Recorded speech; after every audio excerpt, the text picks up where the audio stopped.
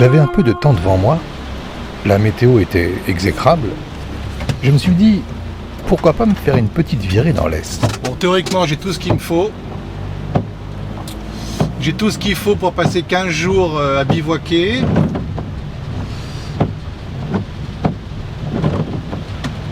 Et je sais pas du tout ce qui va se passer pendant ce petit voyage.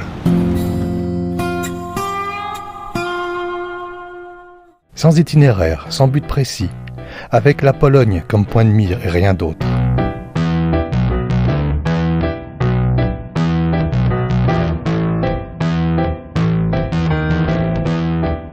C'est agréable de partir sans avoir ni rendez-vous, ni lieu à visiter. Ça laisse au hasard toute la place pour s'exprimer, pour prendre les commandes et vous amener où bon lui semble.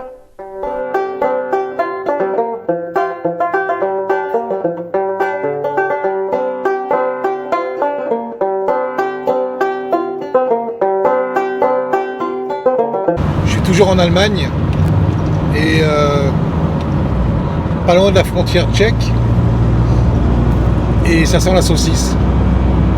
Truc de dingue. On est en Allemagne, ça sent la saucisse. Le hasard. Emprunter une route à gauche parce que la courbe vous séduit. S'arrêter ici pour passer la nuit. Repartir quand vous estimez que c'est le bon moment. Et vous arrêter un peu plus loin pour perdre du temps. Partout, il y a le panneau attention qui se dit Pozor. Pozor, comme le nom d'un super méchant. Pozor, le mutant. L'homme varan. L'ignoble Pozor.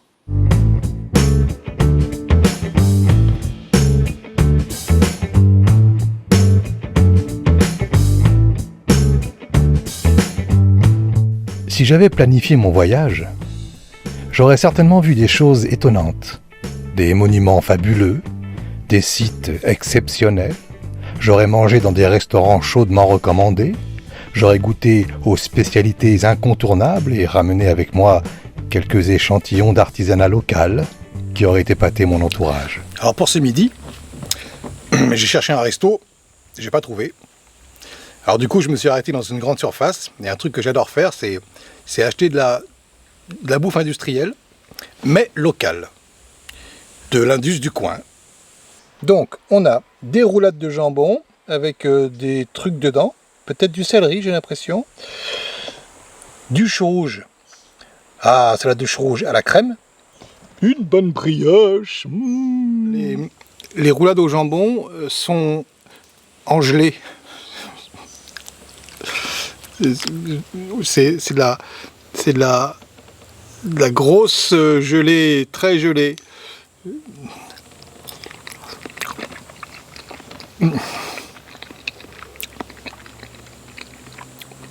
C'est pas terrible.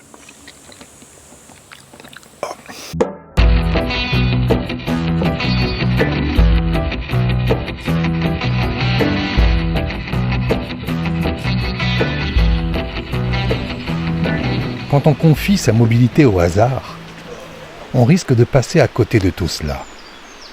En revanche, on a beaucoup plus de chances de goûter au visage ordinaire d'un lieu, d'observer des choses anodines et pleines de charme discret, et puis surtout, de se faire surprendre. C'est bien cela que l'on recherche avant tout quand on n'a rien envisagé, la surprise.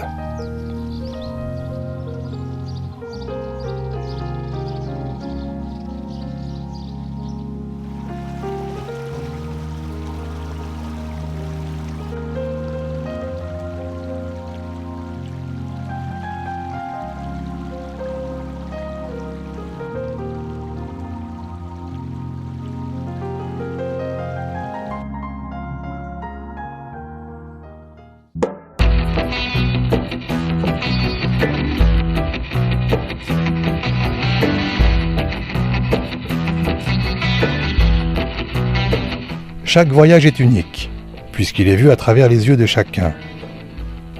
Mais quand le hasard s'en mêle, il se nourrit en plus d'incertitudes. Je me suis arrêté sur le bord de la route pour acheter un petit chausson. Et je pensais que c'était un petit chausson fourré. Et puis en fait, c'est du fromage. Très bien moulé, très joliment moulé. C'est du fromage fumé. C'est très bon.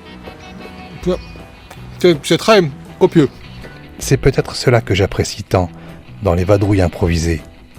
L'incertitude de ce qui va suivre. Avec, toujours en arrière-plan, l'espoir d'une belle rencontre.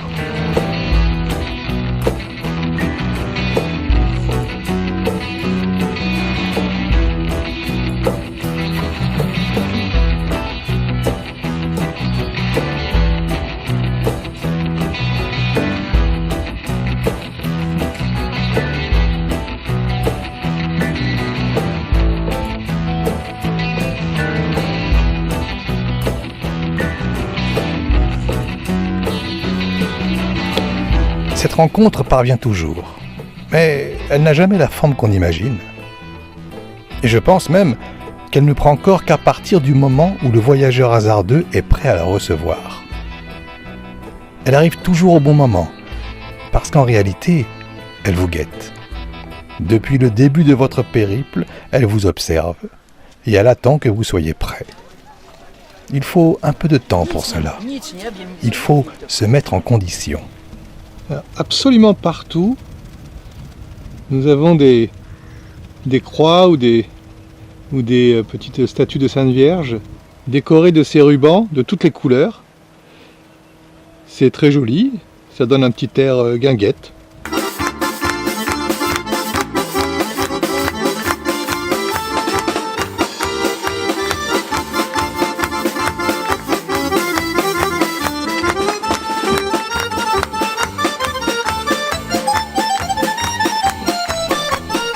Pour ce faire, rien de mieux que se perdre dans des villes inconnues, le nez en l'air, en laissant vos pas décider du chemin à emprunter.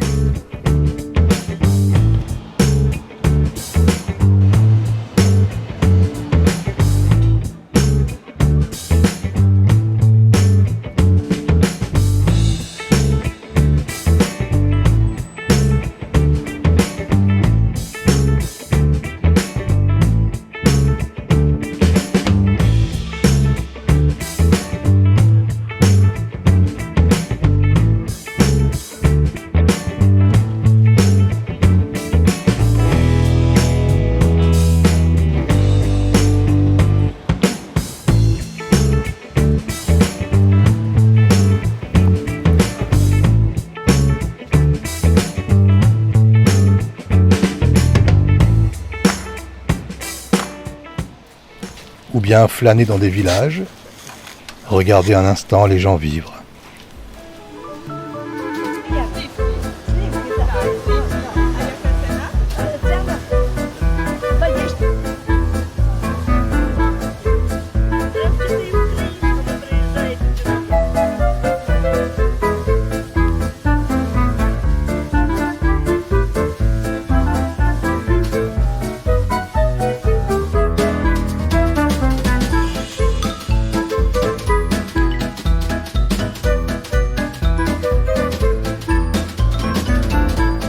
Quand enfin c'est le moment, quand vous avez effectué assez de chemin, alors le hasard vous pousse subtilement en direction de ce qui vous attendait.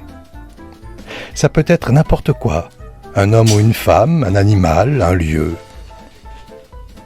Mon hasard à moi m'a amené là, dans un village étonnant, dont les habitants se sont pris de passion pour les peintures florales, au point d'en couvrir la moindre surface. Un monde à part.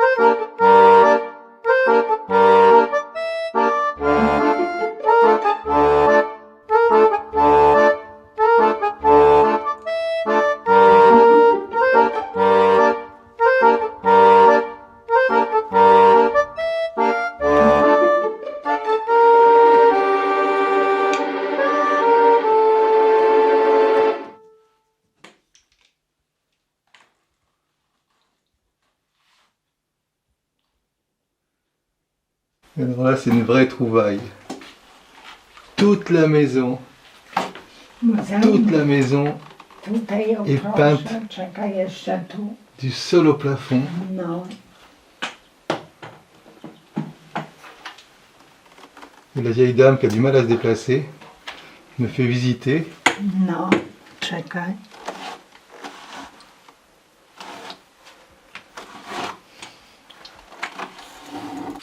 C'est une toute petite maison, très basse de plafond. Très peu de lumière. Et surchargée de décoration florale. Il ne reste plus beaucoup de surface à peindre.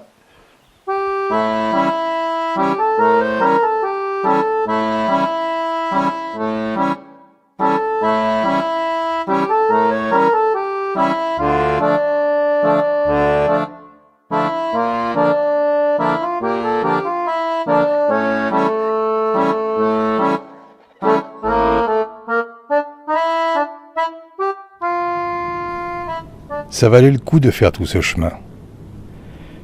Je suis reparti avec la tête pleine d'images et de sensations, en me disant encore une fois que le hasard avait joliment tenu son rôle.